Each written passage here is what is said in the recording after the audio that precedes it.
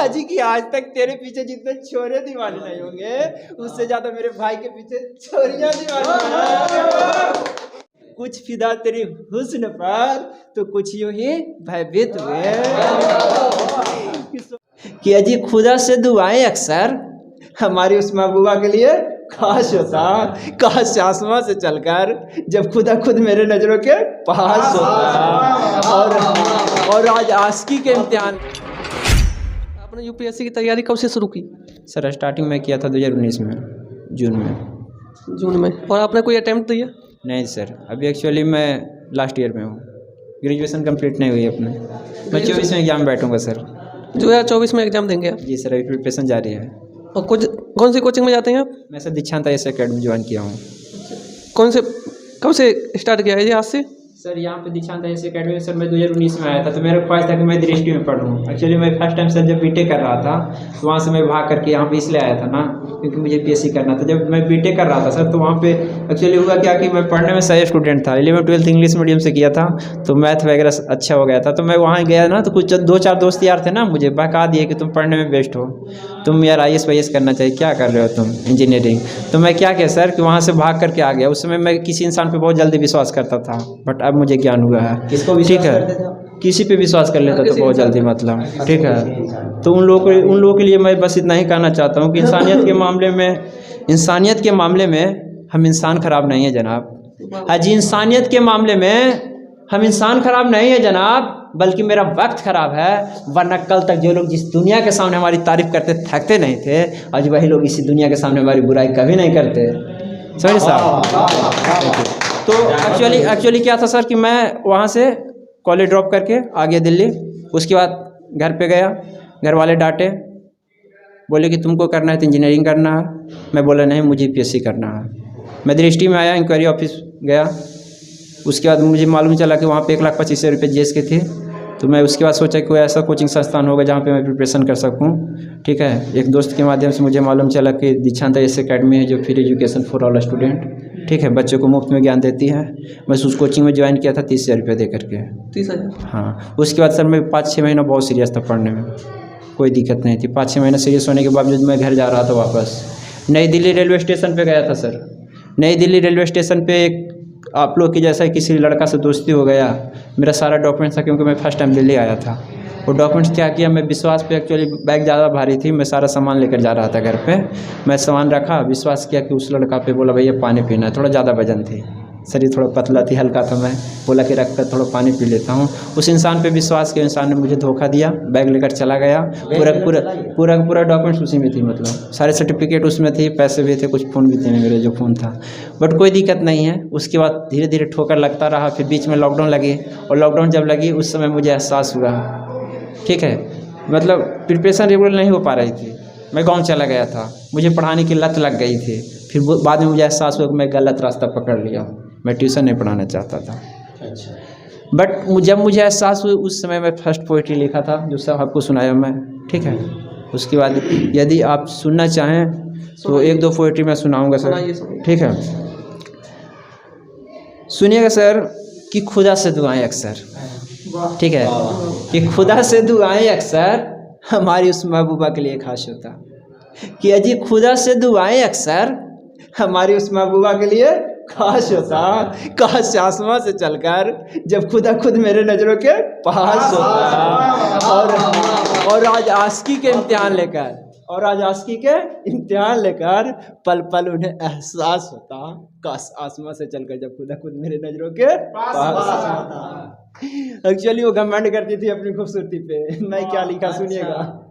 लिखा कि शायद तुझे स्मरण नहीं, अजी शायद तुझे स्मरण नहीं, कितने शख्स आकर्षित हुए, कि शायद तुझे स्मरण नहीं, कितने शख्स आकर्षित हुए। कुछ फिदा तेरी हुस्न पर तो कुछ यूं ही भयभीत हुए।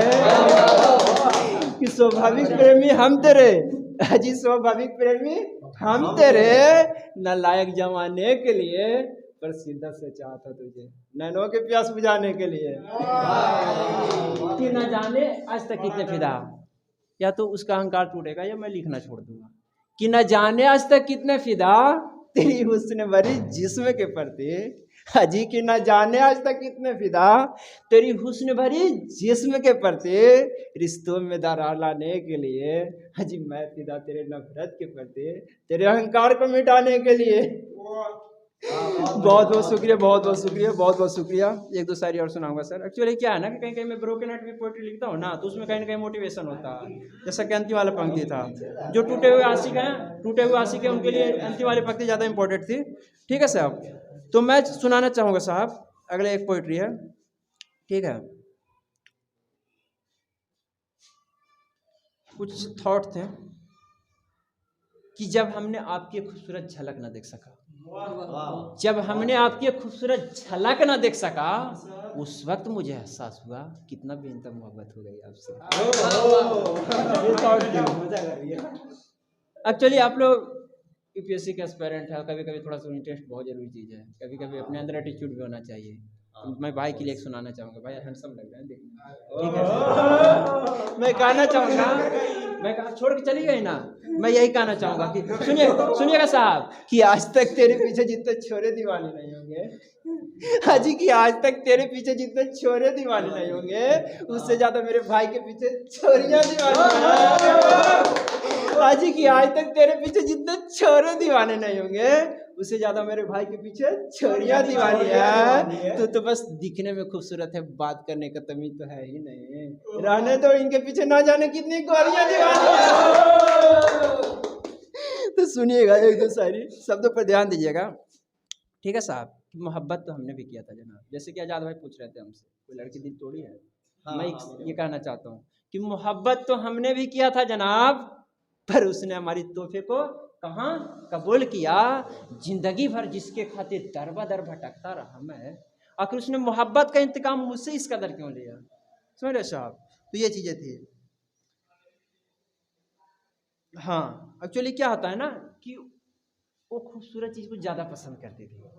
मैं क्या लिखा सुनिएगा, लिखा कि सुनिएगा कि आपसे इतना बेइंतहा मोहब्बत होने के बावजूद भी, अजी आपसे इतना बेइंतहा मोहब्बत होने के बावजूद भी पता नहीं कभी कभी मुझे ऐसा क्यों महसूस होता है, मैं प्रपोज नहीं किया था इसलिए कि यदि मैं तुम्हें इजहार करूं तो तुम मुझे कभी स्वीकार नहीं करोगे, क्योंकि तुम्हें बस खूबसूरत लोग पसंद हैं और हम खूबसूरत हैं ही नहीं।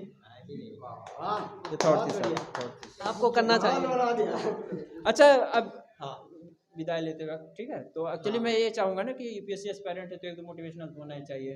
ठीक है, और एक पॉलिटिक्स के ऊपर लिखा था, उससे पहले सुनाना चाहूंगा। पॉलिटिक्स के ऊपर क्या लिखा था साहब, सुनिएगा ध्यान से। कुछ पॉलिटिशियन ऐसे होते हैं जो सत्ता मिलने के बाद उसका दुरुपयोग करते हैं, उनके लिए मैं लिखा हूँ। और मेरा लिखने का उद्देश्य ऐसे नहीं किसी पॉलिटिशियन को मैं भावनाओं को ठेस नहीं पहुंचाना चाहता हूँ। कुछ पॉलिटिशियन ऐसे हैं जिनको मैं आदर करता हूँ, दिल से इज्जत करता हूँ। ठीक है, मैं उनकी भावनाओं से प्रभावित हूँ। ठीक है, जैसे में कहा जाए तो हो सकते हैं नरेंद्र मोदी जी हो सकते हैं, या लालू यादव जी हो सकते हैं, नीतीश कुमार कोई भी हो सकते हैं, मे भी पॉसिबल। ठीक है, मैं किसी का जिक्र करना उचित नहीं समझूंगा। ठीक है, तो सुनिएगा साहब कि सुलभ वचनों को बोलकर, कविता का शीर्षक है नेतृत्व का भाव, कि सुलभ वचनों को बोलकर सत्ता रकमों से तोलकर लोकतंत्र पर दाग लगी, मैं क्या कहूँ मुंह खोलकर, मैं क्या कहूँ मुंह खोलकर। सुनिएगा कि भ्रष्टाचार का पतन नहीं, अजी भ्रष्टाचार का पतन नहीं, सरकारों के कुशासन से मुक्त कर सत्ता प्रेमियों, तू झूठे अपने भाषण से, तू झूठे अपने भाषण से। जनमत संग्रह रिश्वत देकर, जनमत संग्रह रिश्वत देकर सुशासित कहलाते हो, दुष्परिणामी कर्मों से हम जनता को पट